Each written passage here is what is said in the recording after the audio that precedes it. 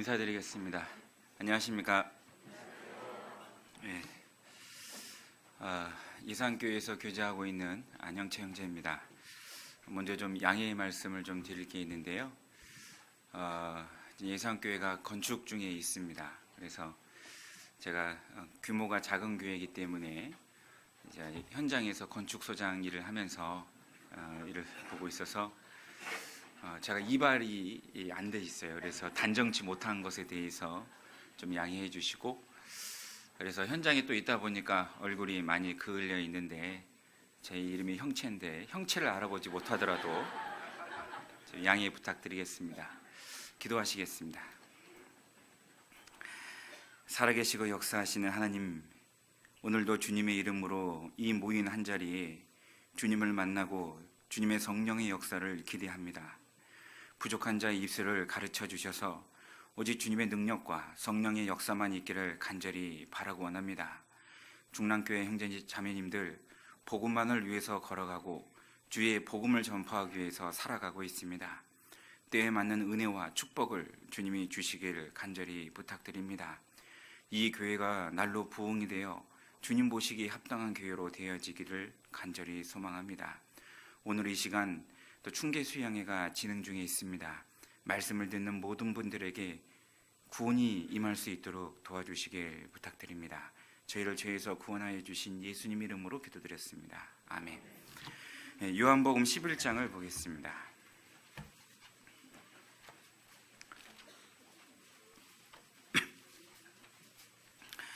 요한복음 11장 40절 말씀입니다.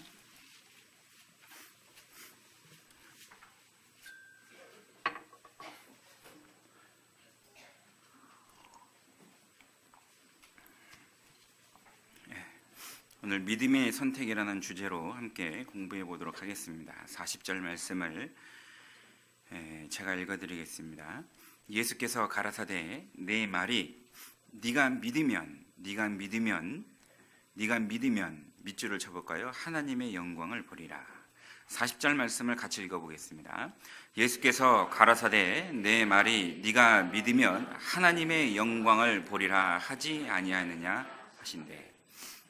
오늘은 이제 믿음의 선택에 대한 주제로 이렇게 말씀드릴까 하는데요.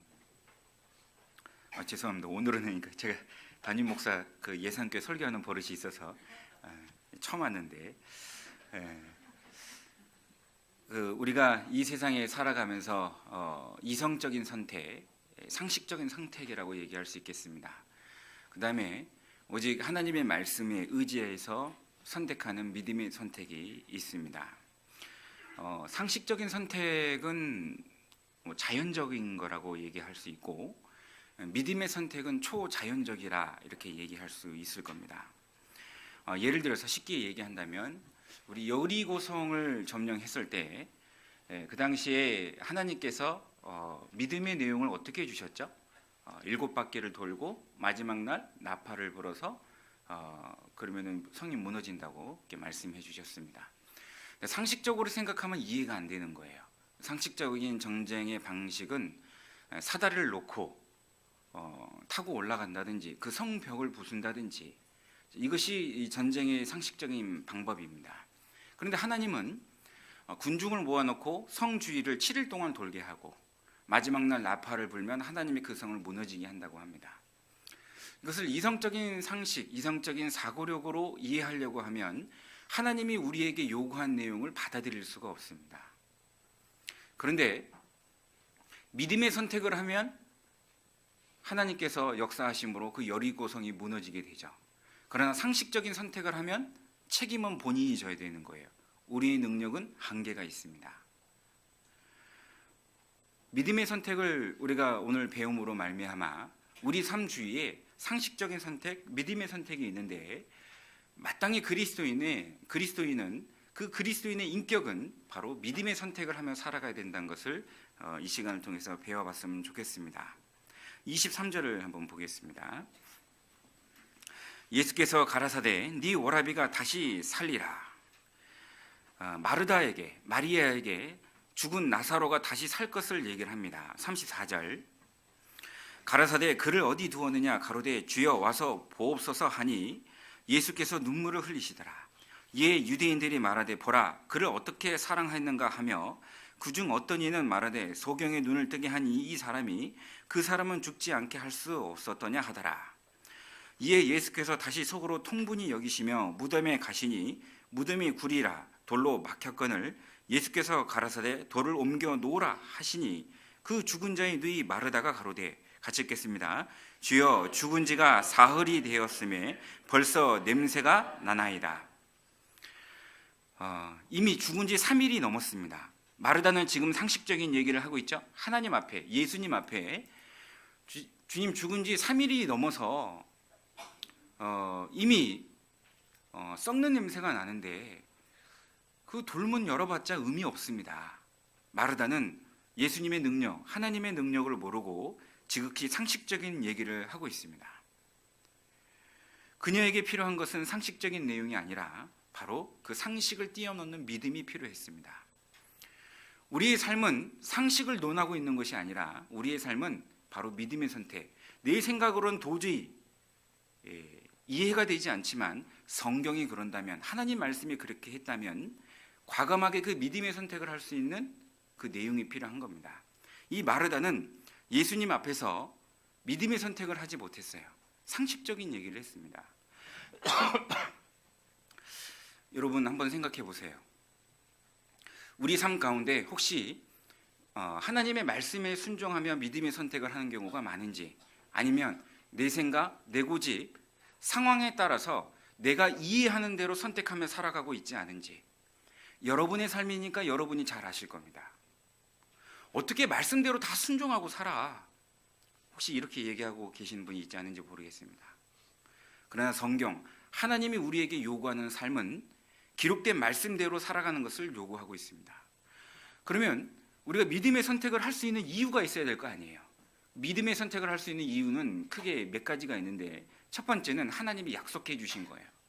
하나님이 그 약속을 들어주시겠다고 했기 때문에 그런 겁니다. 여리고성을 내가 무너뜨리겠다고 약속해 주셨죠. 방금 23절을 다시 보시죠. 예수께서 가라사대 네 오라비가 다시 뭐하리라? 살리라. 마르다는 분명 자기 오빠가 살아난다는 것을, 그 약속을 받았습니다. 받았음에도 불구하고 그 약속을 붙잡지 못하니까, 하나님을 믿지 못하니까 무너지게 된 거죠. 못 믿게 된 겁니다.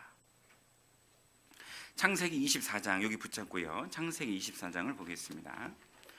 우리가 믿음의 선택을 할 수 있는 이유는 하나님의 약속을 근거로 하고 있습니다. 창세기 24장 63절입니다.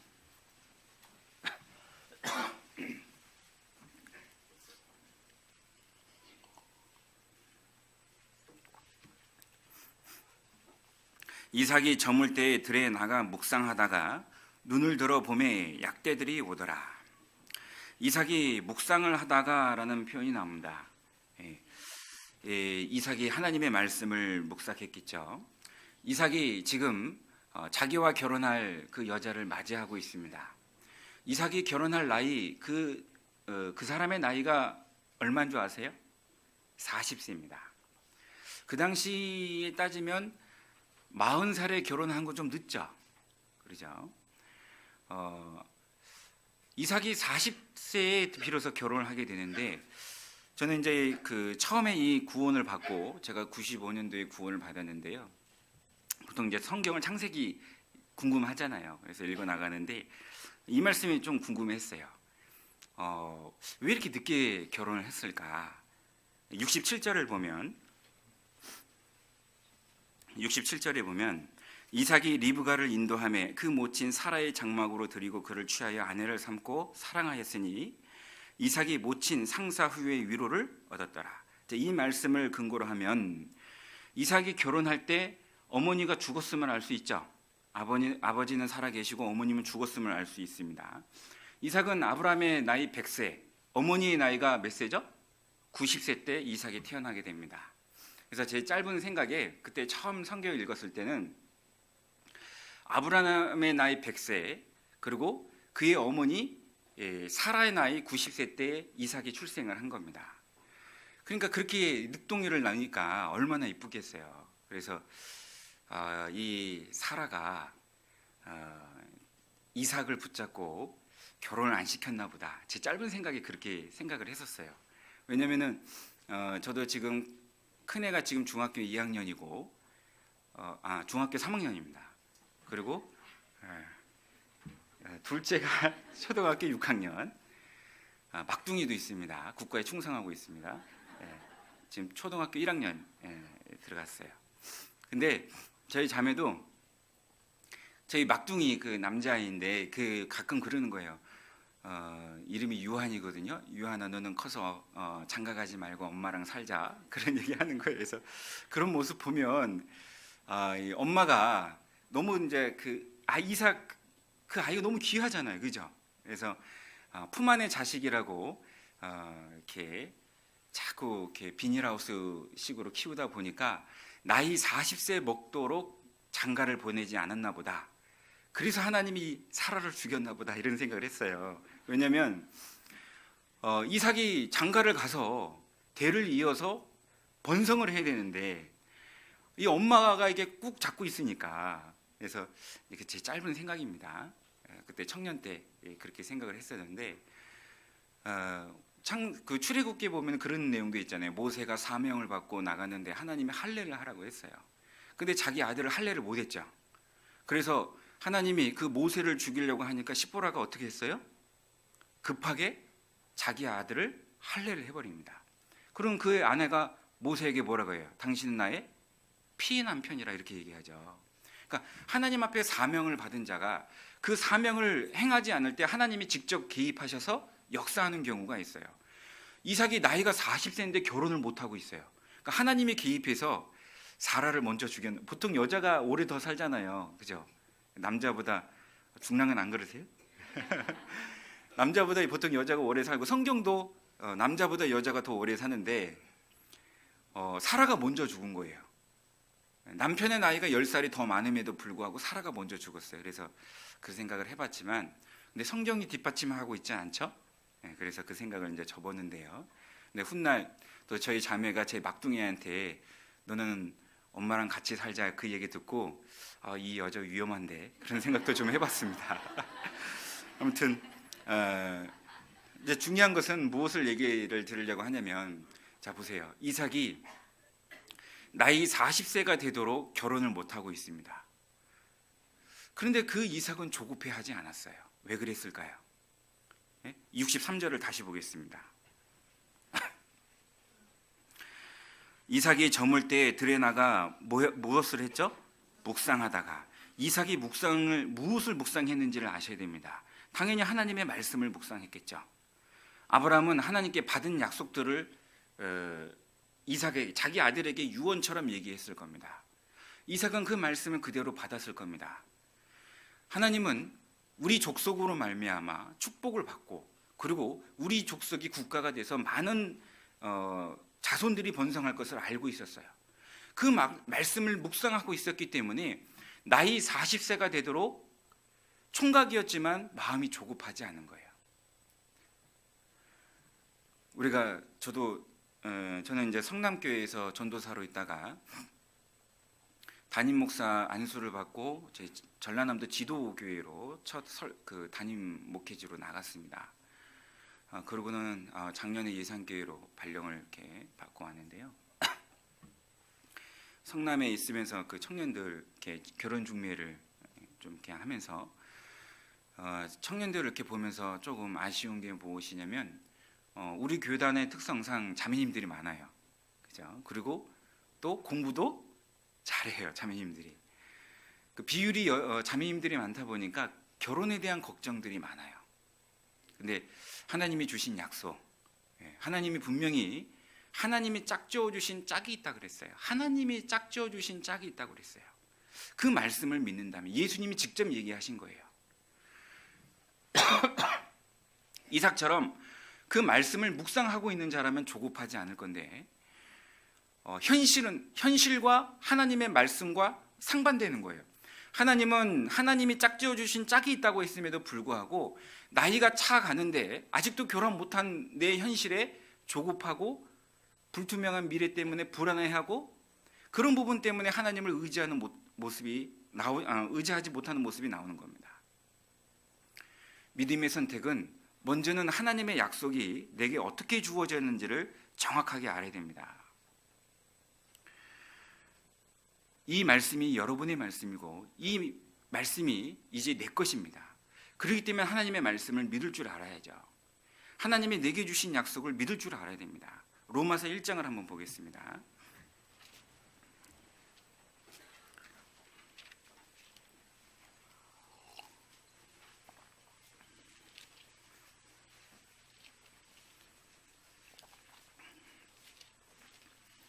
로마서 1장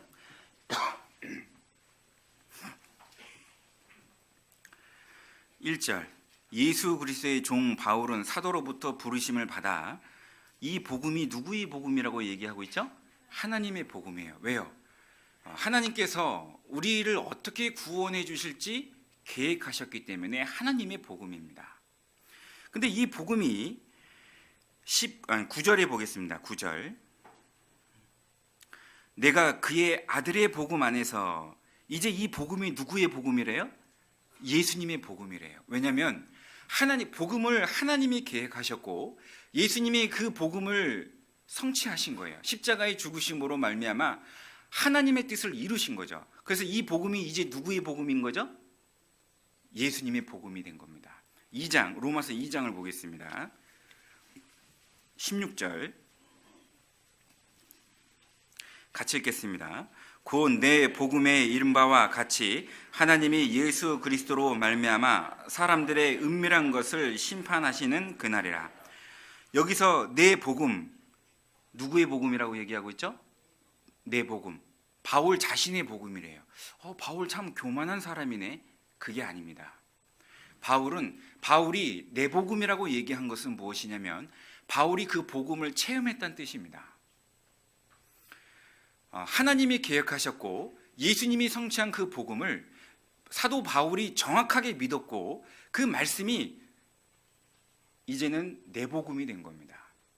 그래서 나의 복음이라고 얘기하는 거예요. 이제 이 말씀은 나의 말씀이고 하나님이 내게 주신 이 말씀은 나의 말씀이고 나의 약속이고 내 복음이 된 이유는 무엇이냐면 우리도 하나님의 복음을 체험했기 때문에 그렇습니다. 천사는 우리가 영원한 세계에 들어가면 천사는 당연히 우리의 능력 아래에 있을 겁니다. 그러나 지금 우리는 육신의 눈으로 하나님을 볼 수 없듯이 천사의 능력 아래에 있습니다. 우리 육신을 갖고 있는 우리는 천사가 우리보다 능력이 더 많다는 뜻이죠. 그러면 복음을 전할 것을 생각해 보면 능력이 작은 사람보다는 능력이 많은 천사를 통해서 복음 전하는 게 더 쉽지 않을까요? 그렇게 생각할 수 있습니다. 근데 하나님은 천사를 통해서 복음을 맡기지 않았어요. 부족하고 연약하고 정말 말씀 한번 듣자고 얘기하면 그 사람이 나한테 뭐라고 얘기할까? 핍박할 것을 생각하고 이렇게 연약한 존재인 나에게 이 복음을 부탁하셨습니다. 왜 그랬을까요? 우리는 복음을 체험했기 때문에 그렇습니다. 저는 종갓집 종손으로 태어나서 어렸을 때부터 하나님을 믿을 수 있는 그런 사람이 아니었습니다. 근데 제가 고3 때 친구가 죽는 모습을 목격하고 그때 나도 죽을 수 있다는 걸 알았어요. 어린 나이지만 사람은 죽는다는 걸 알았어요. 신이 있어서 내 생사화복, 삶과 죽음을 주관하고 있다는 걸 알았어요. 왜냐하면 실은 그 친구의 죽음이 제 죽음이 될 수도 있었거든요. 저도 벼랑 끝에 서 있었고 그거를 저도 압니다. 누군가 실수로 밀어버리면 영원한 지옥에 떨어진다는 걸 저도 알고 있었어요. 그러는 고3 때 그 친구의 죽음 앞에 장례를 치르고 하나님께 기도를 했죠. 정말 믿기 싫은 하나님, 당신이 정말 살아계십니까? 한번 알려주십시오. 그러고는 제가 이렇게 성경 강연회를 통해서 말씀을 듣고 구원을 받았습니다. 저는 제 삶 가운데 여러 번 가치관이 바뀌었는데요. 그 중에 제가 이제 교회 처음 들어왔을 때는 이런 가치관을 가졌죠. 내가 구원을 받아서 천국에 갈 수 있듯이 이제는 내 아버지, 내 어머니가 구원받고 천국에 가야 되기 때문에 나는 교회를 절대로 떠날 수 없다. 그래서 교회에서 교사를 하라고 하면 교사를 하고, 청소를 하라면 청소를 하고 그랬어요. 주 예수를 믿으라. 그리하면 너와 내 집이 구원을 얻으리라. 그 말씀에 의지해서 살았습니다. 근데 그렇게 신앙생활을 하다가 교사를 하다가 처음에는 내가 어떻게 아이들을 가르쳐요? 막 그러잖아요. 근데 조금 시간이 지나면 어떻게 돼요? 습관이 되고 어느덧 교만이 올라요. 선생님들 간에 갈등이 일어나고 트러블이 올라옵니다. 대학생 때 일인데요. 정말 그 어리석은 시절이죠. 그때 한 교사 선생님하고의 갈등 때문에 나 교회 안 나가. 그래서 일주일을 빠진 적이 있어요. 근데 제가 일주일 빠지고 나서 하나님 앞에 이렇게 생각하는 중에 어떤 생각을 했냐면, 내가 이 교회를 뭐 때문에 들어왔지? 그 생각을 해보게 됐어요. 저를 전도하신 분은 학교 선배하고 동창입니다.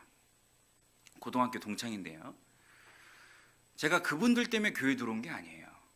물론 그분들이 저를 전도했지만 제가 그분들 때문에 이 교회에 들어온 게 아닙니다. 제가 가만히 생각해 보니까 제가 이 교회에 들어온 이유는 간단해요. 저는 예수님 때문에 교회에 들어왔어요. 저도 예수님을 만났어요. 세상에서 방황하고 있다가 인생의 목적이 무엇인지 모르고 무엇을 위해서 살아가야 되는지 그 이유를 모르고, 저는 중학교 1학년 때부터 인생의 허물을 알았습니다. 굉장히 빨리 왔죠. 그러고 있다가 저도 정말 기가 막히게 하나님의 말씀을 만나게 됐어요.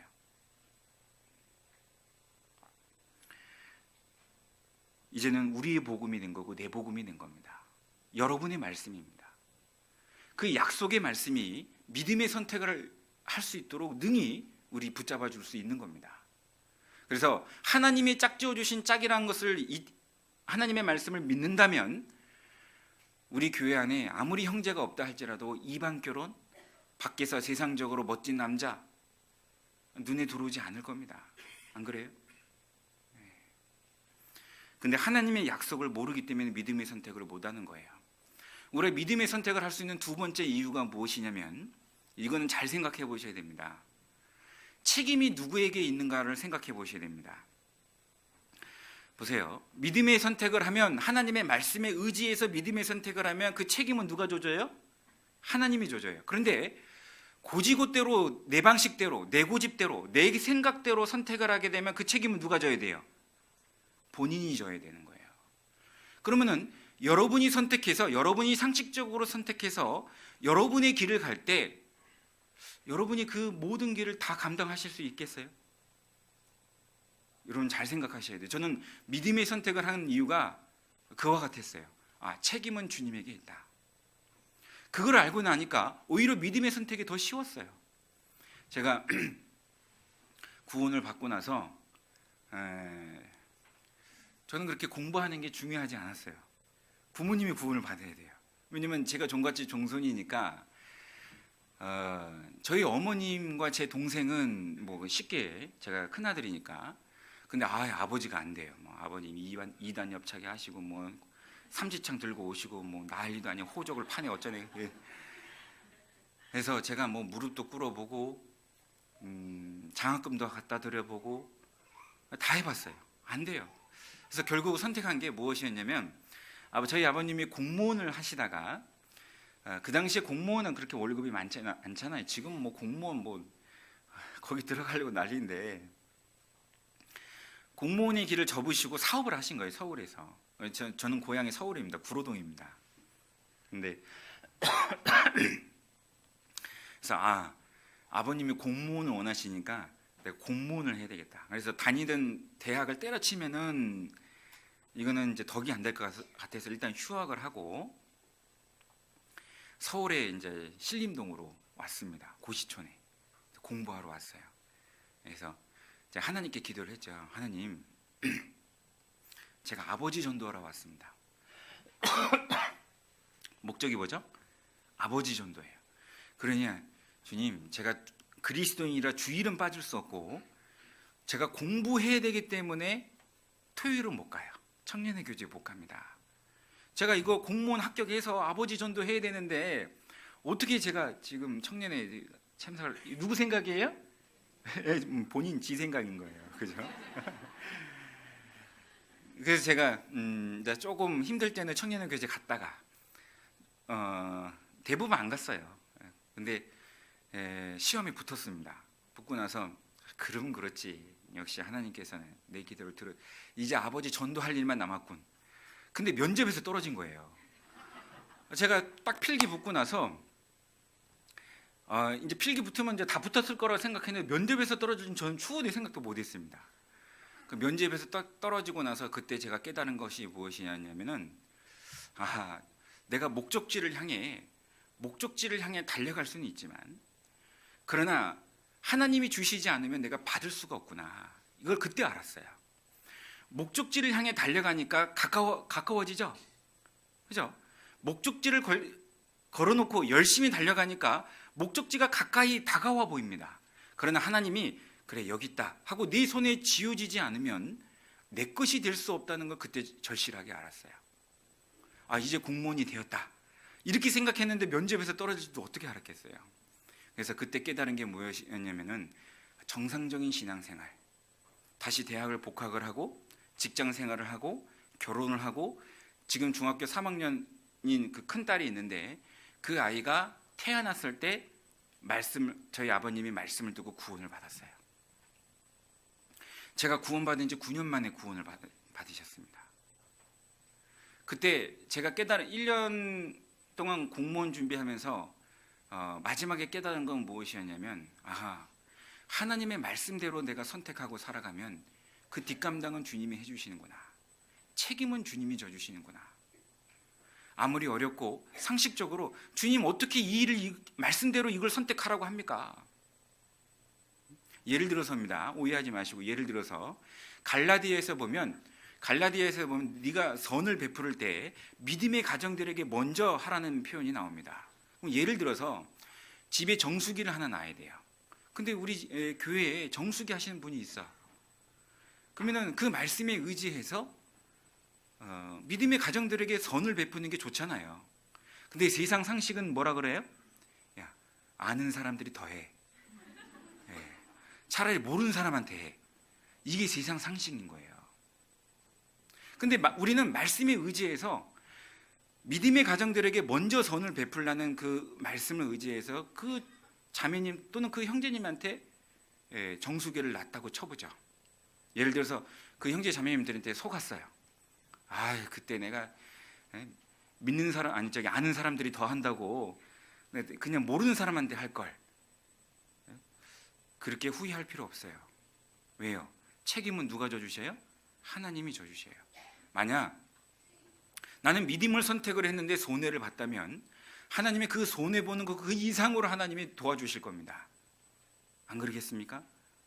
내 가정을 붙잡든지 내 자녀를 믿음의 가정으로 붙잡든지, 손해는 작지만 더 많은 수익, 더 많은 뜻으로 갚아주실지 어떻게 알아요? 제가 지도교회 교육원 칠 때도 제가 지도교회 교육원 칠 때 한 형제님한테 부탁을 드렸습니다. 형제님, 이 교회가 너무 연약하기 때문에 좀 이렇게 좀 도와달라고 했습니다. 그렇다고 사업하는데 손해를 보면 안 되잖아요. 대신에 제가 기도를 해드리고 또 하나님께서 분명 도와주실 거라 제가 기도를 해드리겠습니다. 그리고 그 교회에서 구원받는 사람들을 생각해 주시고 하나님 앞에 받을 상급을 기억해 주셨으면 좋겠습니다. 아니나 다를까 그 지도교회 그 교육원 건축 마치고요, 그분이요 교회 건축하고 나서 사업이 끊이지가 않아요. 교회 일을 하면 봉사도 해야 되고 다른 이방 사업보다는 돈이 좀 적게 들어올 수 있어요. 우리 눈에 보이는 건 그럴 수 있어요. 그러나 하나님이 내 신앙을 더 굳건히 붙잡고 내 가족을 건강으로 붙잡고 내 자녀를 믿음으로 붙잡아 준다면 그것만큼 더 훌륭한 게 어디 있겠어요.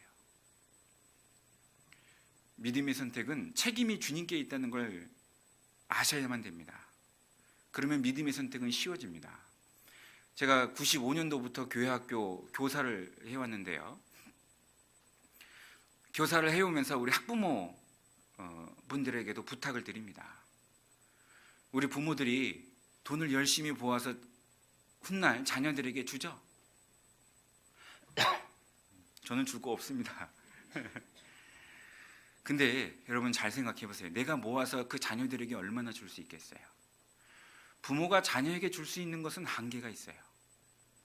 그러나 반드시 가르쳐야 될 신앙이 있어요. 그 아이가 하나님을 의지하도록 가르쳐야 됩니다. 왜냐하면 부모는 자식에게 줄 수 있는 게 한계가 있지만 하나님은 그 자식에게, 내 자식에게 줄 수 있는 게 무한대입니다. 무궁무진합니다. 부모는 한계에 부딪히지만 하나님이 그 자식에게 줄 수 있는 것은 무한대입니다. 그 자식이 믿음의 선택을 할 수 있도록 가르쳐야 되는 거예요. 근데 본인이 그걸 안 해. 예를 들어서 고3입니다. 너 고3이잖아. 1년 동안 교회 나가지 마. 공부해. 그러고는 대학 입학해서 교회제 해도 되잖아. 그게 상식인 거예요. 제가 95년도부터 중고등부 교사를 계속 해왔는데 많은 데이터가 있습니다. 학부형들이 보통 그렇게 얘기하는 학부모님들이 그 자식이 교회에 안 나오고 일요일 날도 공부를 했습니다. 공부를 열심히 했으니까 좋은 대학은 갈 수 있겠죠. 그러면 그 학생이 대학 1학년에 들어가서 신앙생활 잘 할까요? 아니에요. 조금 있으면 팔짱 끼고 다녀요. 항상 근심이 돼요. 이 자식이 항상 근심이 됩니다. 여러분, 부모가 해줄 수 있는 것은 한계가 있어요. 그러나 하나님이 내 자식에게 줄 수 있는 건 무한대입니다. 그러면 이 자식에게 물려줄 최고의 유산은 믿음의 선택입니다. 오직 어떤 어려움이 온다 할지라도 말씀대로 순종하며 말씀대로 살아가고 말씀의 기준에 선택할 수 있도록 가르치는 것, 그것이 최고의 유산입니다. 자신의 방법대로 자기가 원하는 대로 하면은 기쁠 것 같죠? 여러분이 경험하고 있잖아요. 저도 그렇게 살아봤습니다. 내가 원하고 내가 바라고 내 뜻대로 하면은 그것이 기쁨인 줄 알았어요. 근데 조금 지나면 그것이 고통으로 다가와요. 왜냐하면 감당할 수 없는 책임이 내가 져야 되기 때문에 그런 거예요. 여러분 조금만 생각해 보세요. 그 선택의 기로 앞에서 과연 이 책임을 누가 져야 될 것인가? 상식적인 선택이 있고 믿음의 선택이 있는데, 그래, 하나님의 말씀에 순종함으로 내가 말씀에 믿음의 선택을 하게 되면 주님이 책임져 주신다고 했어. 그건 얼마나 쉬울까요? 근데 그 생각을 못하는 겁니다. 다니엘서 4장을 보겠습니다.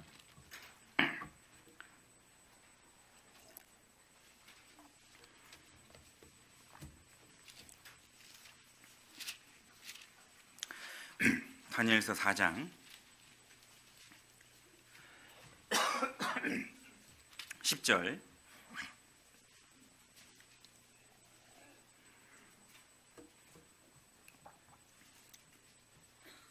내가 침상에 나의 뇌 속으로 받은 이상이 이러하니라.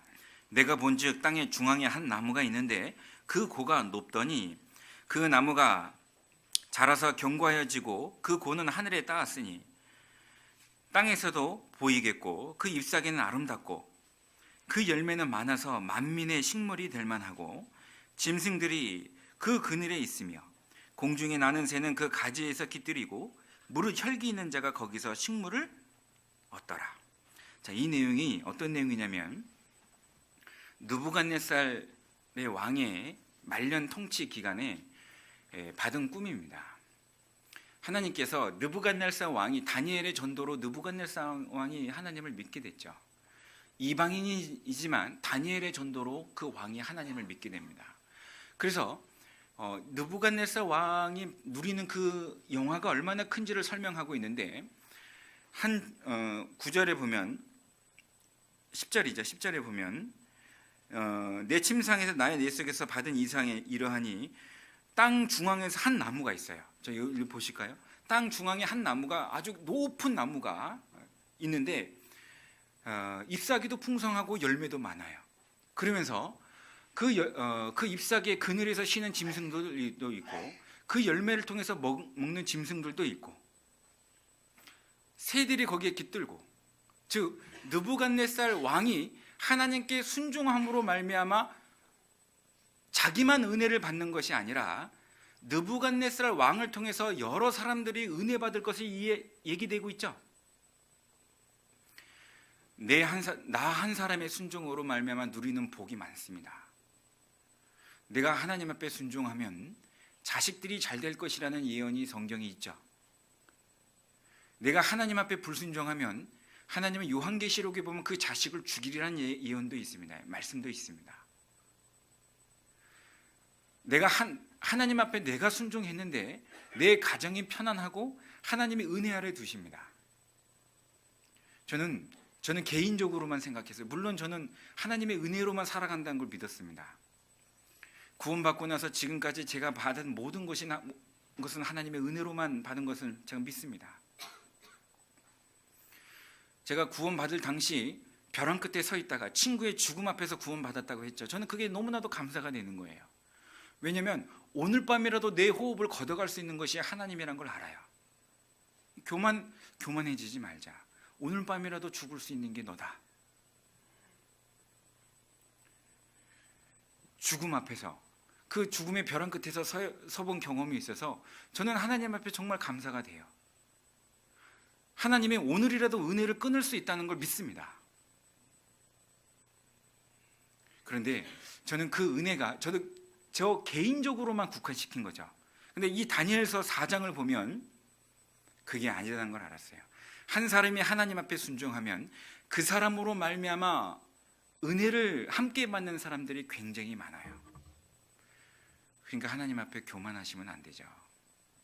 이 왕이 결국은 하나님 앞에 교만해서 29절을 보겠습니다.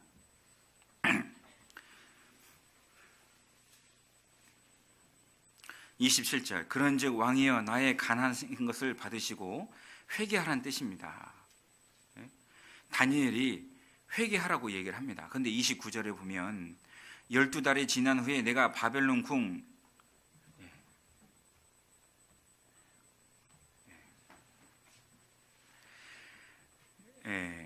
지붕에서 거닐세 30절, 나의 왕이 말하여 가로되 이 큰 바벨론은 내가 능력과 권세로 뭐 했죠? 건설하여 나의 도성을 삼고 이것으로 내 위엄의 영광을 나타낸 것이 아니냐. 이 느부갓네살 왕이 교만해진 겁니다. 그래서 어떻게 됐습니까? 32절, 네가 사람에게서 쫓겨나서 들짐승과 함께 거하며 소처럼 풀을 먹을 것이요. 이와 같이 몇 년? 7년을 정신병자 들면서 삽니다. 자, 여러분은 누구 손 아래에 있습니까? 여러분 믿는다면서요. 예수 그리스도를 믿음으로 나도 새 사람을 입었다면서요. 내 이름은 그리스도인이고 주님에게 속한 사람이라고 말씀하신다면서요. 그런데 삶의 방식을 보면 말씀은 온데건데 없고 자기 방식, 자기 뜻, 자기 계획, 그것은 성경이고요. 어떻게 성경 말씀대로만 살아요? 그러면 여러분이 모든 걸 책임지셔야 되는 거예요. 여러분이 모든 걸 감당하셔야 되는 거예요.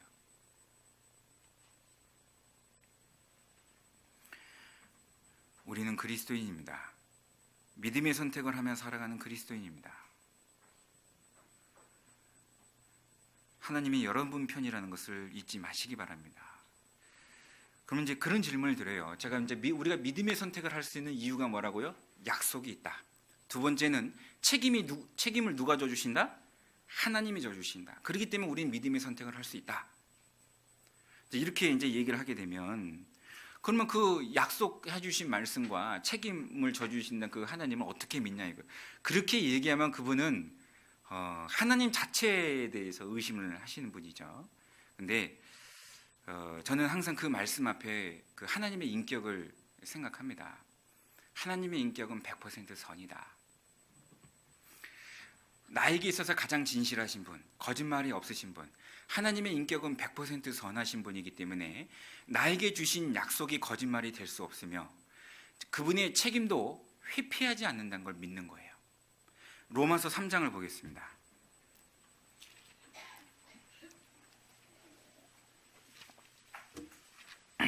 로마서 3장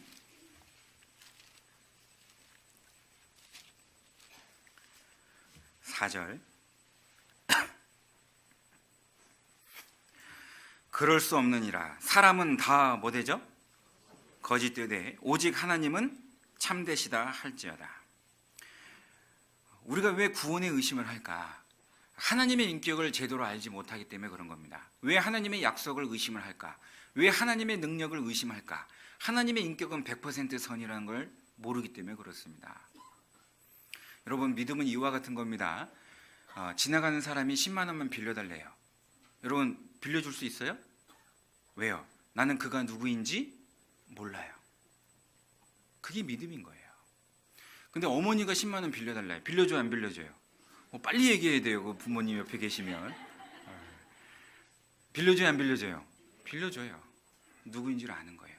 여러분, 믿음은 내가 믿고자 하는 대상자가 있고 그 대상자의 인격을 내가 올바로 알 때 믿음은 온전해지는 거예요. 하나님의 인격은 100% 선입니다. 사람은 다 거짓되대. 그래서 이 세상에 진리는 없어요. 하나님만 선이신 거예요. 제가 작년 학예수행회 때 중고등부 상담을 하면서 감사가 됐던 것은 무엇이냐면 학생들이 상담을 하려고 5열 정도로 그 좁은 복도에서 줄 서 있는 거예요. 근데 전도인이 어떻게 그걸 쉬고 있어요? 그걸 보고 줄 서 있는데. 근데 그것보다도 상담하러 딱 앉았는데 우리 형제자매님들이 상담 내용들이 뭐냐면, 목사님, 제가 교회에 나와야 되는 걸 아는데 친구들한테 왕따 당할까 봐 교제에 빠지고 친구들이 모임에 간다고, 이거 어떻게 했으면 좋겠냐고 이렇게 물어보는 상담이 많았어요. 그럼 그만큼 본인의 내적 갈등이 있었다는 거죠. 제가 그래서 이 말씀을 가지고 공부를 했습니다. 우리 형제, 우리 자매가 꼭 알아야 될 것이 있다. 정말 선하신 분이 누군지를 알아야 된다. 누가 정말 내 편인지를 알아야 된다. 왕따 당할까 봐 내가 다가간 그 친구가 그러면 나한테 거짓말하지 않고 욕하지 않고 항상 선하게만 대해야 되냐? 아니죠. 친한 친구라고 다가가는데 뒤에서 호박씨 까요. 하나님은 호박씨 깔까 안 깔까요? 그거 잘 하셔야 돼요. 여러분, 쉽지만 거기에는 정말 진리가 담겨 있는 거예요. 사람들은 악의를 가지고 나한테 접근해요. 그렇죠? 근데 하나님은 악의를 가지고 나한테 접근한 적이 있을까요, 없을까요? 없어요. 그럼 누가 나에게 있어서 가장 진실하신 분인지 여러분 판단하셔야 돼요. 그 친구들은 네 뒤에서 욕을 하고 또 거짓말도 하고 너를 멸시하고 조롱하지만 하나님은 너한테 그러디? 안 그런다는 거예요. 그걸 아셔야 되는 거예요. 이 세상 모든 사람이 나를 조롱한다 할지라도 하나님은 여러분을 조롱하지 않습니다. 여러분, 그거 아셔야 됩니다. 하나님의 인격은 100% 선입니다. 변하지 않는 하나님, 항상 일정하시고 항상 나를 사랑하시는 하나님. 그것을 망각하니까 하나님의 약속도, 하나님이 책임져 주신다는 말씀도 잊어버리는 거예요. 제가 고려대학교 모 교수의 그 강의를 청강한 적이 있었습니다. 인생은 피라미드다, 이렇게 얘기를 합니다. 전국에서 1등하는 고등학생들이 서울대 갔어요. 그럼 서울대 가도 1등은 몇 명? 한 명이라는 거예요. 경쟁이 치열하다는 뜻입니다. 저도 과장으로 있다가 이제 교회 부르심을 받고 들어왔는데요. 재임일 때 말단 직원이 있고 대리가 있고 과장이 있고 차장이 있고 부장이 있죠. 근데 말단 직원에서 대리 진급은 쉬워요. 그냥 진급합니다. 근데 대리에서 과장 진급은, 과장은 첫 간부거든요. 그래서 과장 진급은 대리보다는 문이 좁아요. 경쟁이 치열합니다. 근데 제가 원치 않은 얘기도 들었어요. 제가 과장 진급하면서 그때 주위의 동기들이 저를 언담하고 저는 그런 적이 없는데 이간질하고, 제가 그런 일을 벌인 적이 없는데 그 일을 꾸미고, 저는 알아요. 우리는 그런 사회에 살고 있어요. 내가 살아남기 위해서 다른 사람을 죽여야만 하는 그런 비참한 사회에 우리는 살고 있어요. 내가 먹고 살기 위해서 저 사람을 죽여야만 하는 그런 사회에 우리는 살고 있어요. 그렇지만 그 세상 사람들은 나한테 그렇게 대하지만 하나님은 그렇게 나한테 대하지 않는다는 겁니다. 오직 선하신 분은 한 분, 하나님뿐입니다. 그분을 기억하십시오. 그분을 모르니까, 100% 선하신 그 하나님을 모르시니까 믿음의 선택을 할 수가 없는 겁니다. 3장 4절 다시 보겠습니다. 그럴 수 없느니라. 사람은 다 뭐 되죠? 거짓됩니다. 오직 하나님은 참되십니다. 여러분, 누구에게 기대해야 됩니까? 하나님입니다. 마태복음 19장에 넘어가면은 이런 얘기가 나옵니다. 어떻게 하면 천국에 영생을 얻을 수 있습니까? 한 종교인이 물어보게 되죠. 그 종교인은 누가복음에 동일한 내용이 나오는데 한 길가 복판에 예수님께 무릎을 꿇어 물어보기도 합니다. 율법을 지켜서 천국 갈 줄 아는 그 친구에게 예수님은 뭐라 그러죠? 그것이 아니라고 얘기합니다. 예수님은 왜 선한 것을 나에게 묻느냐? 선하신 분은 오직 한 분이라고 얘기하십니다.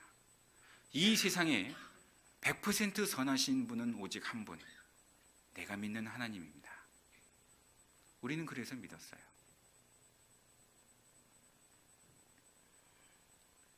그런데 그렇게 믿은 우리가 너무나도 중요한 선택의 기로 앞에서 세상 사람과 별 차이 없이 상식적인 선택을 하고 있다면 여러분의 믿음은 무엇인지 어떻게 증거하실 거예요?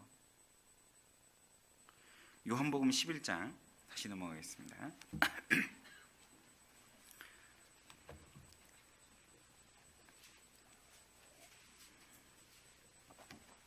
40절. 예수께서 가라사대 내 말이 네가 뭐하면 믿으면 하나님의 영광을 보리라. 네가 믿으면, 네가 믿음의 선택을 하면 하나님의 영광, 하나님의 능력을 체험하리라. 여러분의 하나님입니다. 내가 하는 것은 믿음의 선택 어렵지 않죠?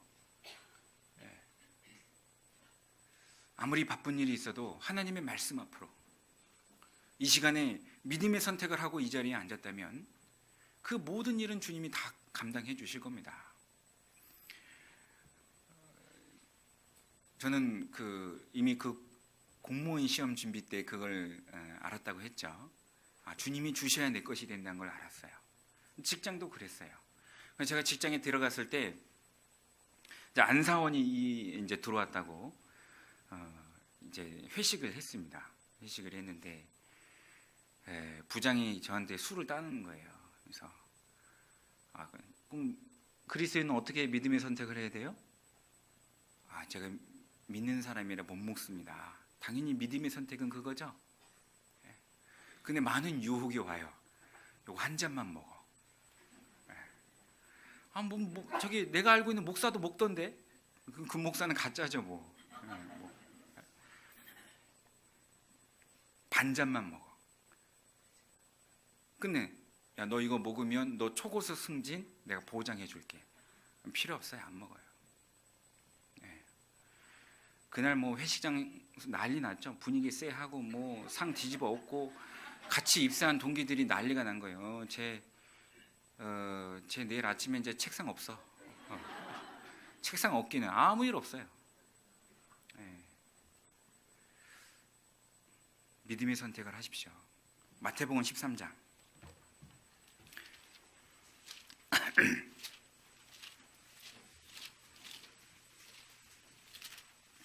58절.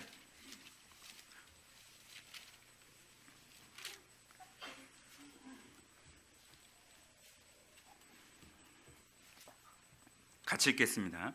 저희의 믿지 않음을 인하여 거기서 많은 능력을 행치 누구 손에요? 본인 손에요. 내가 믿지 않았기 때문에 하나님의 능력을 못 보는 겁니다. 네가 믿으면 하나님의 영광을 보리라. 마가복음 9장입니다. 마가복음 9장 23절입니다.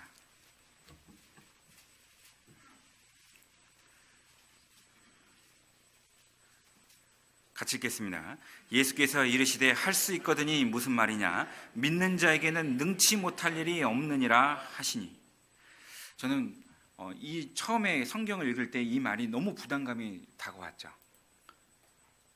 누구나 다 그럴 겁니다. 그러나 믿음의 선택, 나는 할 수 없지만 하나님의 말씀에 순종함으로 믿음의 행위를 한다면 그 뒷감당은 주님이 해주시는구나. 그걸 안다면 23절 말씀이 이제 내 말씀이 될 거예요. 근데 이 말씀은 방금 읽으면서도 믿는 자에게는 능치 못할 일이 없느니라, 이 말씀을 소설책 읽듯이 나와 관계없는 말씀으로 쳐다보고 있다면 그분은 여전히 하나님을 신뢰하지 못하고 자기 방식대로 자기 생각으로 살아가는 사람입니다. 요한복음 14장입니다. 요한복음 4장을 보겠습니다. 요한복음 4장 10절입니다.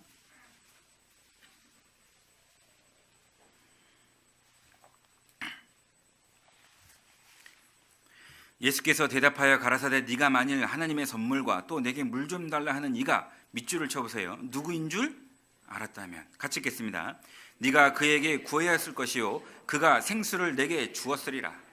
누구인 줄 알았더라면. 예수님께서 요단강에서 세례를 받으시고 사역지인 갈릴리로 올라가고 있었습니다. 그때 사마리아 여인을 만나게 되죠. 그 사마리아 여인이 예수님을 몰라보게 되니까 예수님이 던진 말입니다. 네 앞에 있는 이가 누구인 줄 알았더라면 너는 나에게 구하였을 것이고 나는 너에게 주었을 것이다. 예수님 물 위를 걸으셨습니다. 중력의 법칙을 깼죠. 예수님 오병이의 기적을 일으켰습니다. 물고기 2마리와 보리떡 5개로 5,000명을 먹이셨습니다. 질량 보존의 법칙을 깼습니다. 그와 같은 일이 가능한 이유가 무엇이죠? 만드신 분이 그분인 거예요. 깰 수 있는 분도 그분인 거예요. 예수님이 설교할 때 몇천 명이 들었습니다. 그때는 스피커도 없었는데 어떻게 그 사람들이 다 알아먹었을까? 그것이 하나님의 능력입니다. 지금 내 앞에 있는 이가 누구인 줄 알았더라면 너는 나에게 기도했을 것이다.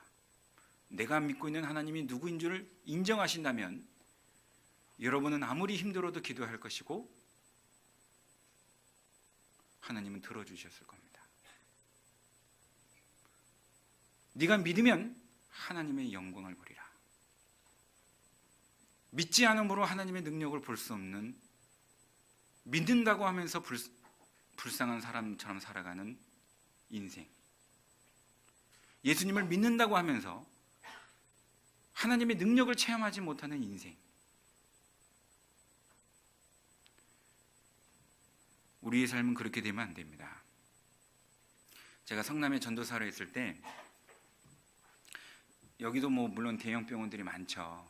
근데 성남에도 대형 병원들이 굉장히 많습니다. 그러면은 지방에서 부모님 전도케 해달라고 전화가 와요. 그럼 제가요, 근데 들어주죠. 당연히 전도해야죠. 근데 제가 아쉬운 게 뭐냐면 제가 그분에게도 그래요. 근데 막상 전도하러 가면 중환자실에 있거나 중환자실에서 상담을 얼마나 길게 하겠어요. 그냥 얼굴만 보고 나올 수밖에 없는 상황인 거예요. 제가 그래요. 제가 다음엔 그러지 말라고 권면 한마디 합니다. 형제님, 자매님, 왜 부모님이 조금 더 기력이 있을 때, 말씀을 받을 수 있는 시간이 있었을 때, 부모님이 조금 더 젊었을 때 왜 전도하지 않고 이제 죽음의 눈앞에서 이제 막 얘기하시냐고. 여러분, 죽음 앞에 있으면요 믿을 수 없어요. 제가 이제 죽음 앞에 서 있는 사람들 이렇게 전도하러 가서 말씀 듣고 믿으시면 눈 이렇게 깜빡깜빡 해보세요. 그걸 어떻게 확인할 거예요? 그래서 눈 깜빡깜빡해서 믿는다고. 뭐 그 상황에서는 위로 차원에서 믿었다고 이렇게 얘기해 줄 수는 있겠죠. 그러나 여러분 그 믿음이 정말 정확한 믿음인지 확신할 수 있습니까? 적어도 내 아버지, 내 어머니, 내 자식만큼은 천국에 가는 것이 맞지 않아요? 그러면 그분이 정신이 온전할 때, 믿음을 가질 수 있을 때, 그분이 믿음을 온전히 갖고 있다는 것을 확신할 수 있을 때 전도를 했어야죠. 근데 제가 그 전도하러 그 병원에 들어가면 아이고 그냥 엘리베이터를 탈 수가 없어요. 엘리베이터를. 그러면 이제 제가 계단으로 올라갑니다. 여긴가 해서 계단 문을 딱 여는데 중환자실입니다. 그러면은 중환자실의 보호자는 대부분 좋은 얼굴로 있지 않습니다. 뭐 씻지도 않고 깨지지하죠. 근심의 얼굴. 그래서 제가 그 얼굴 모습을 딱 보면요, 금방 딱 들어오는 생각이 무엇이냐면, 하나님 저분들 기도했으면 좋겠습니다. 저분들 누군가에게 기도했으면 좋겠습니다. 저분들 너무나도 힘들어하고 있습니다. 바로 하나님께 기도했으면 좋겠습니다. 그렇게 하나님께 기도하고 보니까 이제 어리석은 제 모습이 보이는 거예요. 나는 기도할 수 있어요, 없어요? 나는 기도할 수 있어요. 돼지 가족들이 소풍 가듯이 자기는 쏙 빼놓고 나는 기도할 수 있는데 네 앞에 있는 이가 누구인 줄 알았다라면 명심하십시오. 내가 믿고 있는 하나님은 능력자입니다. 근데 왜 그 주님을 신뢰하지 못합니까? 어려운 상황에 할 때 우왕좌왕하십니까?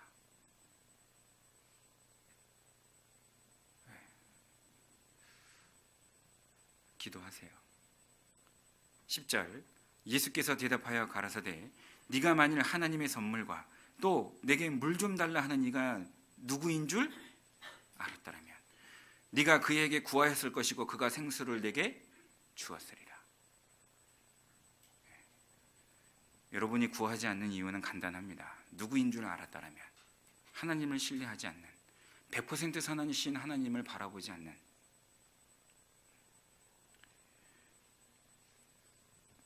여러분 누가복음에 있는 내용 잘 아시죠? 자기 가부가 자기의 원한을 풀어달라고 그 재판관에게 찾아왔는데 그 재판관이 하나님도 두려워하지 않는다고 했습니다. 근데 그 가부가 귀찮게 하니까 들어준대요, 안 들어준대요? 들어준대요. 그러면서 예수님이 뭐라 그러죠? 하물며 내 아들이겠느냐? 하물며 내 자식이 그렇게 자기 힘들고 고통 중에 있는 것을 기도하는데 내가 가만히 있겠느냐? 내가 안 도와주겠느냐? 그런 얘기를 하셔요. 그러면서 예수님이 그 뒤에 뭐라고 말씀하시죠? 내가 이 세상에 다시 올 때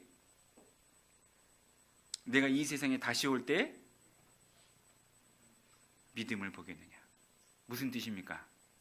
기도하지 않는 그리스도인. 말세가 되고 주님이 오시는 때가 가까이 되면 믿는다고 하면서 하나님의 능력을 인정하지 않는 그리스도인. 이 과부는 자기의 원한을 풀어달라고 간절하게 호소를 하는데 하나님은 그렇게 호소하면 무조건 들어주신다고 했어요. 어려운 일이 왔음에도 불구하고 기도하지 않는 그리스도인.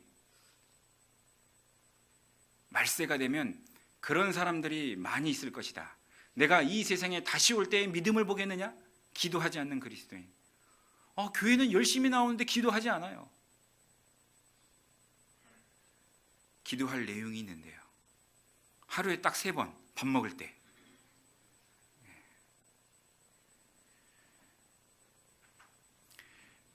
믿음의 선택은 권리가 아니라 여러분의 삶입니다. 마태복음 4장입니다.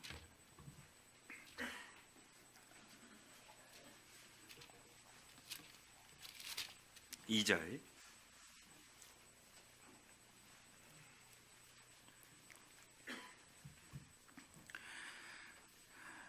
40일을 밤낮으로 금식한 후에 줄이신지라 시험하는 자가 예수께 나와서 가로되 네가 만일 하나님의 아들이여든 명하여 이 돌들이 떡덩이가 되게 하라. 4절 같이 읽겠습니다. 예수께서 대답하여 가라사대 기록되었으되 사람이 떡으로만 살 것이 아니요 하나님의 입으로 나오는 모든 말씀으로 살 것이라 하였느니라 하시니. 자, 믿음의 선택을 해야 되는 걸 알았으니까요. 이제 남은 시간 그러면 실생활 가운데 우리가 믿음의 선택을 해야 되는 내용을 좀 적용해 보려고 합니다. 근데 이렇게 고민하다가 어떤 내용들이 있을까 보니까 예수님의 3가지 시험이 실제로 우리 삶 가운데 다 있어요. 그러니까 예수님의 3가지 시험은 우리 삶 가운데 벌어지는 3가지 시험과 동일해요. 그래서 예수님의 3가지 시험을 통해서 우리 잘 알고 있죠. 그 내용의 믿음의 선택이 무엇인지를 우리가 정확하게 안다면 우리가 쉽게 넘어지지 않지 않을까 그런 생각을 해봤습니다. 첫 번째는 4절 말씀처럼 3절에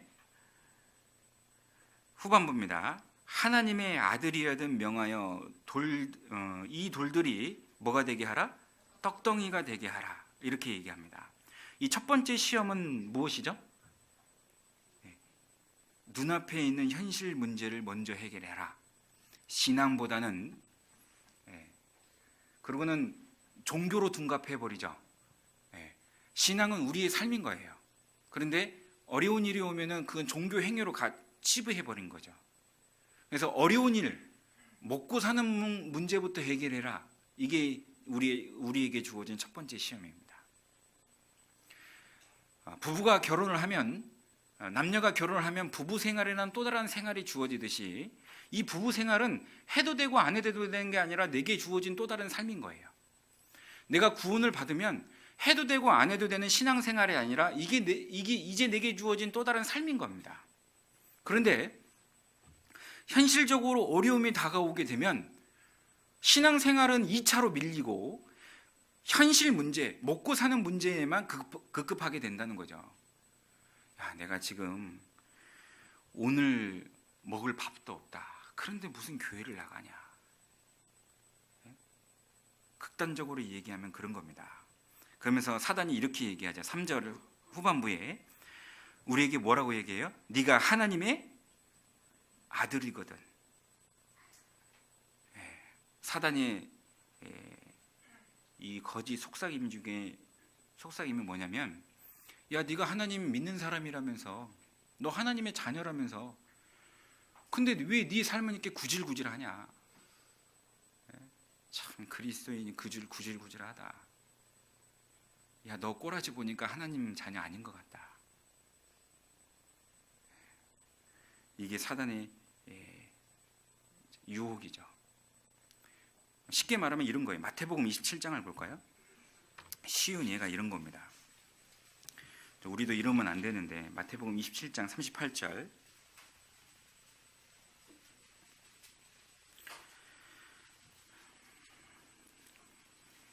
(40절) 가로되 성전을 헐고 사흘에 짓는 자여 네가 만일 하나님의 아들이여거든 자기를 구원하고 십자가에서 내려오라 하며. 같은 표현이죠. 41절 그와 같이 대제사장들과 서기관들과 장로들과 함께 희롱하여 가로되. 42절 저가 남은 구원하였으되 자기는 구원할 수 없도다.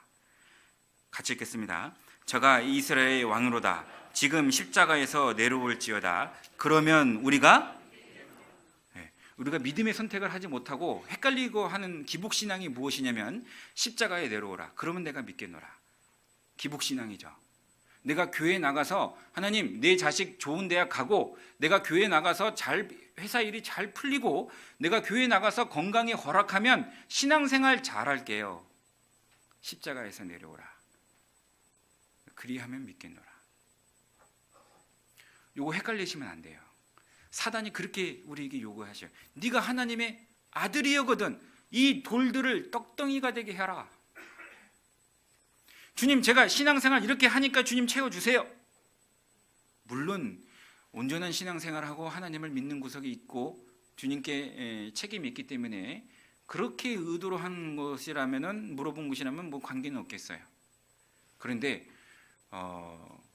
내가 신앙생활 잘한 이유는 주님이 먼저 해주시면 제가 할게요. 이렇게 얘기하는 것은 그분은 잘못 배운 겁니다. 기적을 보이라. 십자가에서 내려오라. 그러면 믿겠노라. 교회에서 무엇을 주면 내가 교회 생활을 하겠다고 얘기하는 건 그것은 신앙을 잘못 배운 겁니다. 내가 이 교회에 여러분, 저도 그렇지만 여러분들도 마찬가지일 겁니다. 여러분 이 교회 왜 있어요? 저는 아까도 얘기했지만 예수님 때문에 이 교회에 있어요. 저는 이 교회에 복음이 떠나면 저는 이 교회에 있을 이유가 없어요. 저는 이 교회에 존재하는 목적은 예수님 때문에 제가 여기 있어요. 그분이 내게 생명을 주셨어요. 지금도 은혜로 보살펴 주셔요.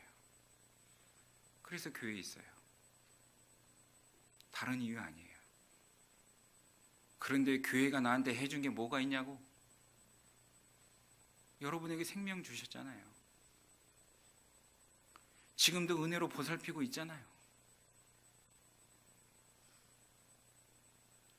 주님이 나에게 해주신 게 뭐가 있냐고? 기적을 보이라. 십자가에서 내려오라. 내가 교회를 다니면서 단번에 직장에 딱 붙고 내가 원하는 시기에 딱 결혼하고 그럼 제가 교회 생활 열심히 할게요. 가짜입니다. 우리는 믿음은 그런 게 아니에요. 다니엘서 3장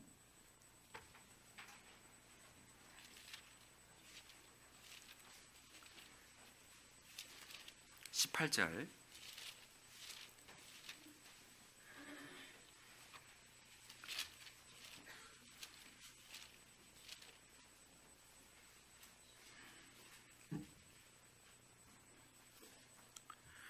이 말씀을 잘 아시죠? 같이 읽어볼까요?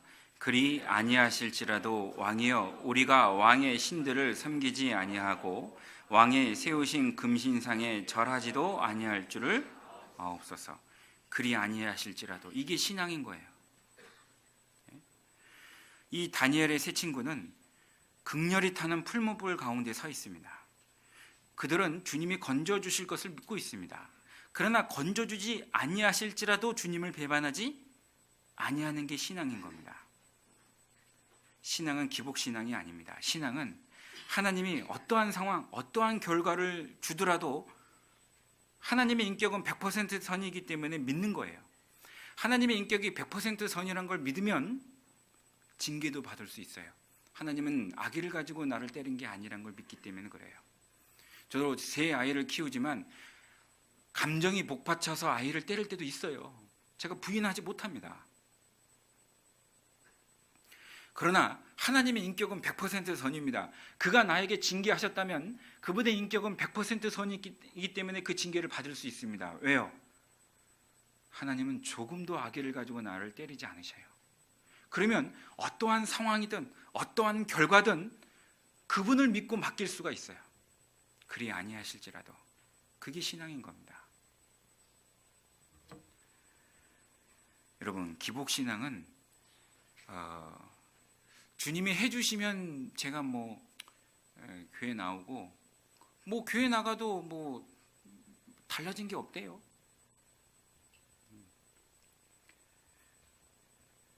그분은 교회 떨어지면 또 어떤 얘기 하는지 아세요? 제가 직접 들었어요. 그분은 교회 떨어지고 나서 제가 직접 들은 거 아니고 제 3자를 통해서 들었는데 교회 안 나가도 별일 없대요. 알곡 가운데 가라지가 있습니다. 믿는 척 하시면 안 됩니다. 내가 정말 하나님을 믿는다면 오늘 믿음의 선택에 대해서 분명히 인정이 됩니다. 내 삶은 항상 말씀대로 살아가야 돼. 나는 이 교회 보니까 내가 결혼할 남자도 잘 안 보이고 내 이상형이 안 보이는 거예요.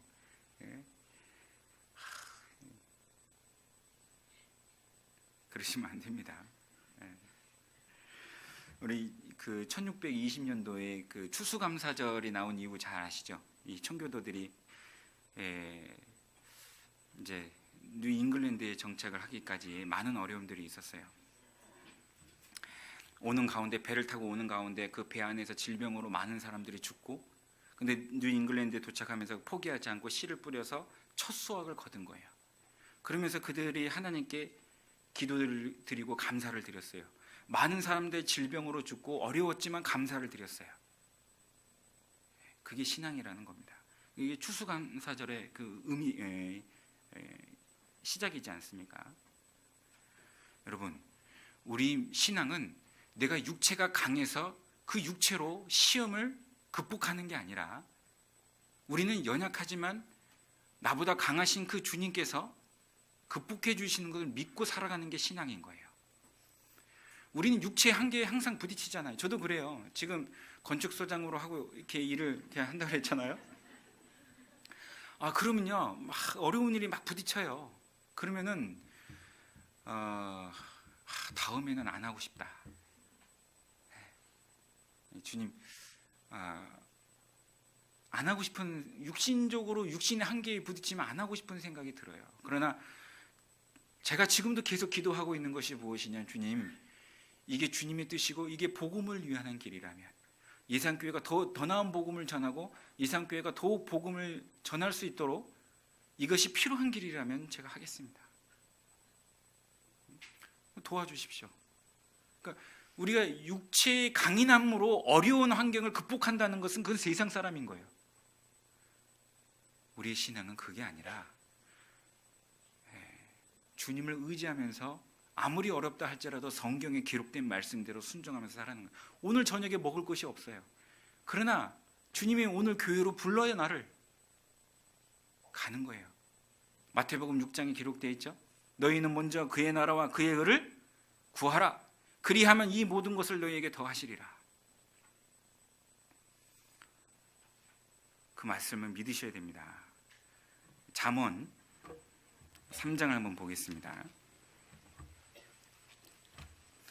그래서 하나님이 내게 주신 약속의 말씀을 잘 기억하는 게 필요합니다. 잠언 3장, 예를 들어서 약속의 말씀들을 잠깐 정리해 볼까요? 3절에 보면 인자와 3장 1절부터 볼까요? 내 아들아 나의 법을 잊어버리지 말고 내 마음으로 나의 명령을 지키라. 이건 믿음의 선택이죠. 그죠? 그러면 그 책임은 어떻게 져줘요? 2절. 그리하면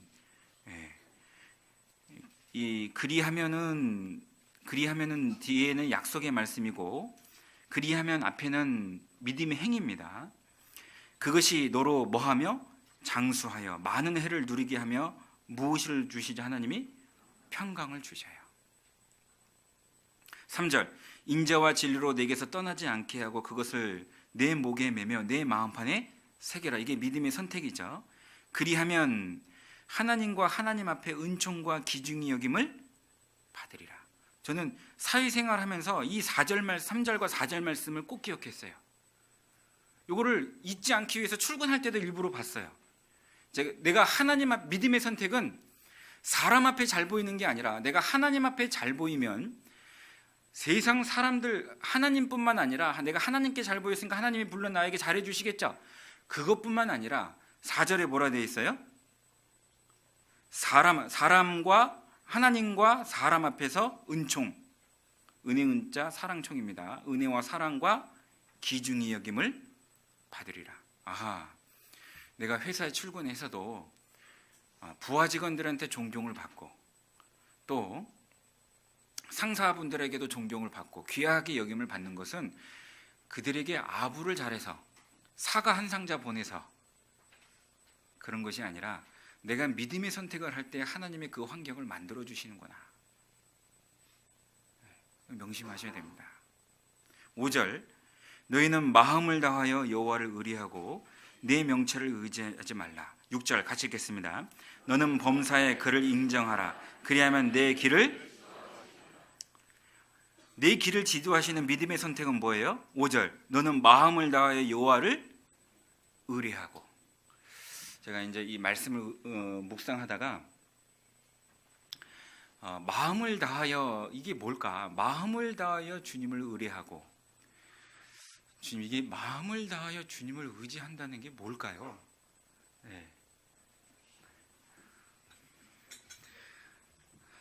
10분 남았는데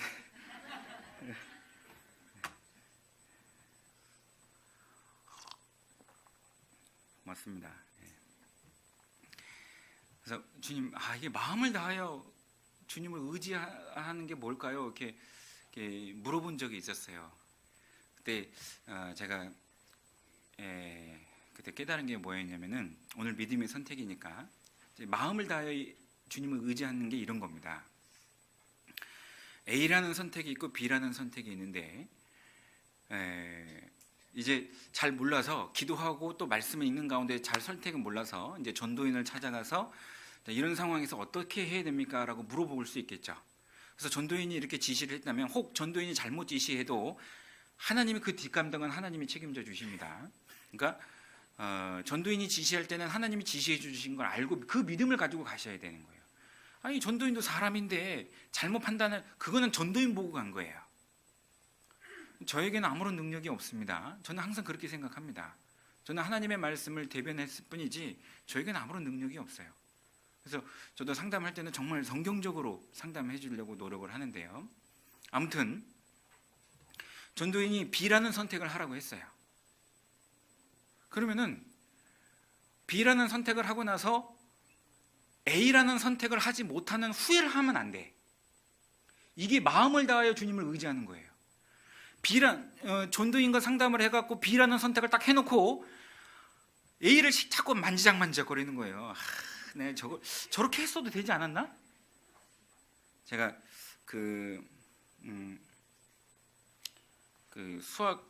저는 수학 선생님 꿈이라서 수학 교육학과를 합격을 하고 전자학과를 합격을 했었어요. 근데 저희 아버님이 가정 형편이 그때 안 좋았어요.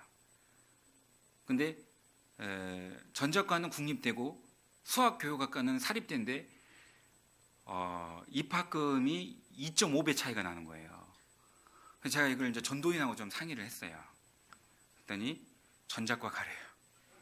그래서 네 하고 나왔어요. 그래서 저는 전자과 졸업을 했어요. 근데 제가 단 한 번도 내가 수학 선생님 했으면 어땠을까 그렇게 후회해 본 적은 없어요. 저는 하나님이 알려줬다고 믿어요. 상식적으로는 야, 수학 선생님이 더 좋은 거 아니야? 그렇게 얘기할 수 있겠죠. 마음을 다하여 주님을 의지한다는 것은 믿음의 선택을 하고 나서 다른 선택에 대해서 후회한다든지,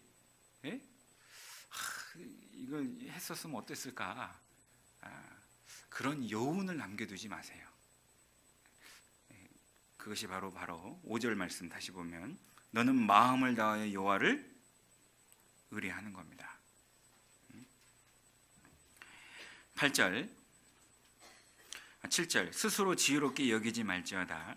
여호와를 경외하며 악을 떠날지어다. 이게 믿음의 선택입니다. 8절 같이 읽겠습니다. 이것이 내 몸에 양약이 되어 내 골수로 윤택하게 하리라. 이 양약은 좋은 약입니다. 믿음의 선택을 하게 되면 하나님이 어떻게 책임져 주신대요? 우리 몸까지 건강하게 해주신다는 거예요. 아무리 좋은 약 드셔보세요.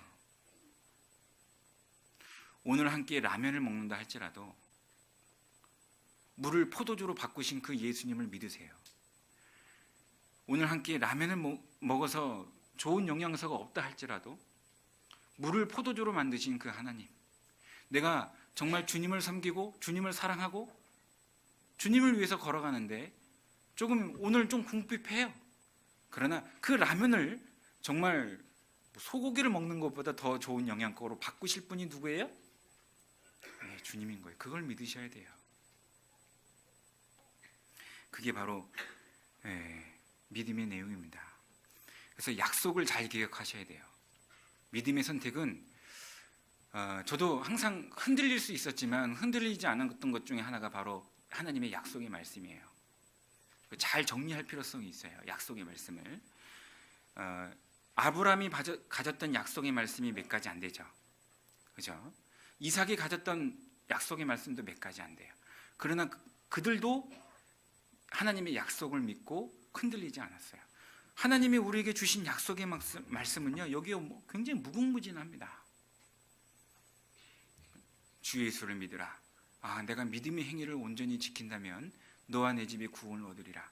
내 부모님이 반드시 구원을 받구나. 믿음의 행위를 지키려고 하고 노력하는 그 행위는 약속의 말씀을 기억하셔야 돼요. 너희는 먼저 그의 나라와 그의 의를 구하라. 먼저 우선순위를 말합니다. 사람이 떡으로만 살 것이 아니요, 먹지 말라는 얘기가 아니에요. 하나님은 먹으라고 했습니다. 그러나 우선순위를 말하는 겁니다. 먼저는 주님 편에서 쓰셔야 돼요. 그게 믿음의 선택입니다. 아무리 어려워도. 예수님은 제자들을 부를 때 네 부모보다, 네 자식보다 나를 더 사랑한다면 합당하지 않다고 얘기했습니다. 우선순위를 모르고 그 말씀을 들으면 예수님의 말씀이 지나치다고 얘기할 수 있습니다. 예수님의 말씀은 네 부모를 모르고 네 자식을 멸시하라는 얘기가 아닙니다. 우선순위는 하나님이라는 것을 얘기하고 있는 겁니다. 먼저는 그의 나라와 그의 의를 구하라. 그것이 먼저입니다. 그러면 여러분의 삶은 윤택해질 겁니다. 어떤 자식도, 어떤 부모도 자기 자식이 구질구질하게 거지처럼 사는 걸 원치 않아요. 마태복음 4장 두 번째 시험이 있죠. 첫 번째 시험은 육신적으로 어려운 환경이 왔을 때 아무리 근다 할지라도 하나님의 약속을 말씀을 믿고 믿음의 선택을 하기를 바랍니다. 두 번째 어떤 시험이 있죠? 5절을 보겠습니다. 이에 마귀가 예수를 거룩한 성으로 데려가다가 성전 꼭대기에 세우고 가로되 네가 만일 하나님의 아들이여거든 뛰어내리라. 기록하였으되 저가 너를 위하여 그 사자들을 명하시리니 저희가 손으로 너희를 받들어 발이 돌에 부딪히지 않게 하리로다 하였느니라. 두 번째 시험은 뭐예요? 교회 다니면서 희생의 길, 헌신의 길 이런 거 하지 말고 세상의 영웅이 되라는 얘기죠. 예수님이 뛰어내렸는데 하나님의 말씀처럼 예수님이 몸 하나도 다치지 않고 딱 착지를 했어요. 그러면 영웅이 돼버리죠. 비슷한 표현이 요한복음에 나옵니다. 오병이의 기적을 일으키고 엄청나게 놀라운 기적이잖아요. 그 기적을 보고 군중들이 누굴 쫓아다녀요? 예수님을 쫓아다녀요. 그래서 예수님이 그 군중을 피해서 바다를 건너 다른 편에 와 있는데 이미 와 있는 거예요. 근데 예수님이 꼭 집어서 얘기합니다. 떡을 먹고 배부른 용고라고 얘기합니다. 예수님을 찾아온 목적이 영생을 얻으려고 찾아온 목적이 아니라 기적을 보고 찾아온 거예요. 예수님이 만약에 그 시험에서 높은 곳에서 뛰어내렸는데 아무것도 다치지 않았다면 이제 세상의 영웅이 됩니다. 희생의 길보다는 그러죠. 육신적으로 어려운 일보다는 세상에서 잘 나가고, 그런데 그것이 믿음의 선택이 아니라고 주님은 말하고 있습니다. 높이시는 분은 주님인 거예요. 2분 남았는데요. 마지막 말씀 고린도전서 13장. 제가 성격상 시간을 넘기는 사람이 아니라서 고린도전서 13장 5절.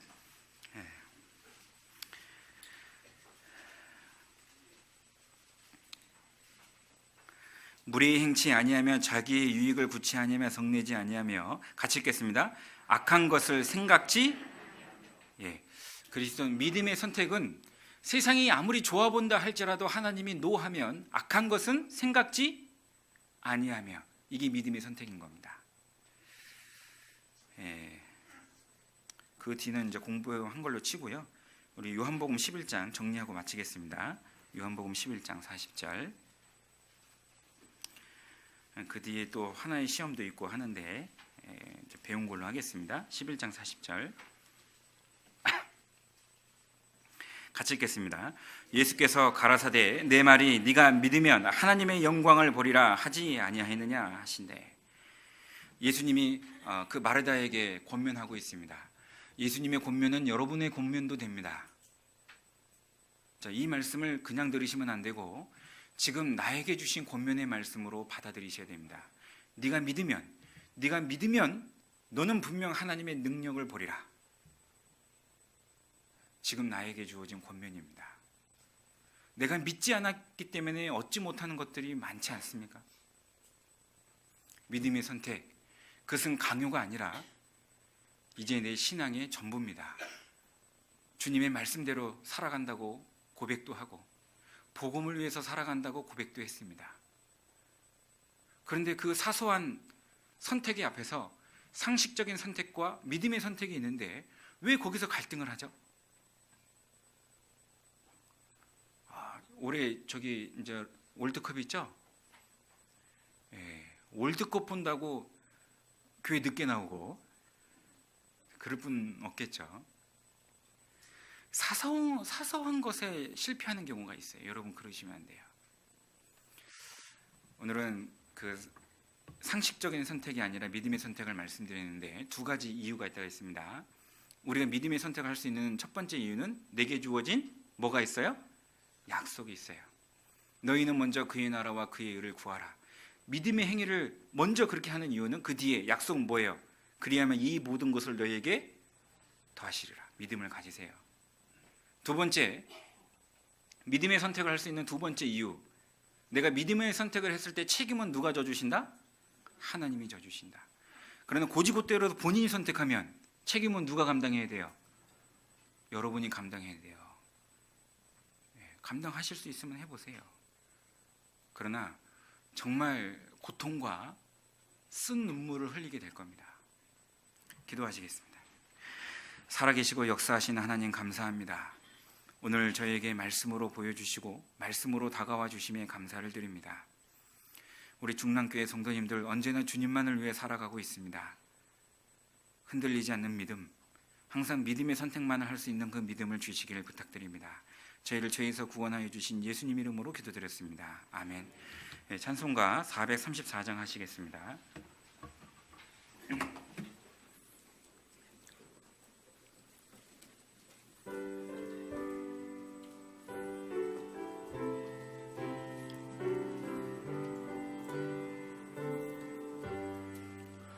나의 갈 길 다가도록 예수 인도하시니 내 주 안에 있는 긍휼 어찌 의심하리요. 믿음으로 사는 자는 하늘 위로 받겠네. 무슨 일을 만나든지 만사형통하리라. 무슨 일을 만나든지 만사형통하리라. 나의 갈 길 다가도록 예수 인도하시니 어려운 일 당한 때도 족한 은혜 주시네. 나는 심히 고단하고 영혼 매우 가라나 나의 앞에 반석에서 샘물 나게 하시네. 나의 앞에 반석에서 샘물 나게 하시네. 나의 갈 길 다가도록 예수 인도하시니 그의 사랑 어찌 큰지 말로 할 수 없도다. 성령 감화 받은 영혼 하늘 날아갈 때에 영영 부를 나의 찬송 예수 인도하셨네. 영영 부를 나의 찬송 예수 인도하셨네.